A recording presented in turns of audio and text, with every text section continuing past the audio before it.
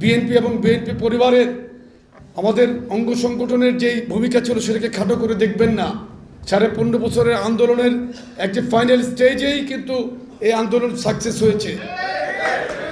আমাদেরকে খাটো করবেন না। বাংলাদেশের মানুষ অতীতে স্বাধীনতা যুদ্ধকে আওয়ামী লীগ যেমন এককভাবে তাদের করায়ত্ত করতে চেয়েছে সেটা পছন্দ করে না, এটাও মানুষ কিন্তু পছন্দ করছেন না। এখন তো অনেক সমন্বয়ের কাছে যারা বিভিন্ন কথা বলছেন, আমি একটা কথা আপনাদেরকে অনুরোধ করে বলতে চাই, দয়া করে আপনারা আমাদের দলের কণ্ঠধার দেশনায়ক তারেক রহমান বিএনপির ভারপ্রাপ্ত চেয়ারম্যানকে নিয়ে আপনারা আপনাদের জায়গা থেকে সম্মানের সাথে কথা বলবেন, এটা আমরা আশা করি। আমাদের প্রাণের স্পন্দনের মধ্যে আঘাত করবেন না। আমাদের কোটি কোটি সমর্থক, এত বড় একটি দলকে আপনারা, অনেকে চেষ্টা করেছে, 111 সরকার চেষ্টা করেছে, ফেলে দিতে পারেন না। এই 17.5 বছর কিন্তু আমরা রাজপথে আছি।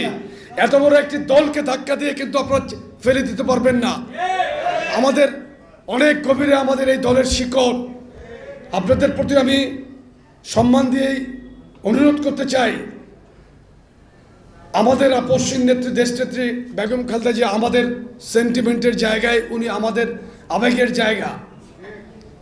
ব্যক্তিগতভাবে কাউকে আক্রমণ করবেন না আপনারা দয়া করে, এবং আমাদের নেতা দেশনায়ক তারেক রহমানের বিরুদ্ধে আপনারা অন্যায়ভাবে কোনো বক্তব্য দিবেন না, আপনাদেরকে অনুরোধ করছি। আপনারা আমাদের সন্তান সমতুল্য, আপনাদেরকে রিকোয়েস্ট করছি।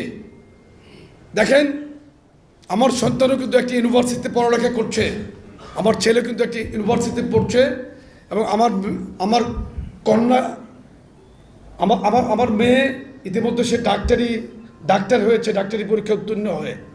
সুতরাং আপনারা আমাদের সন্তানের সমতুল্য।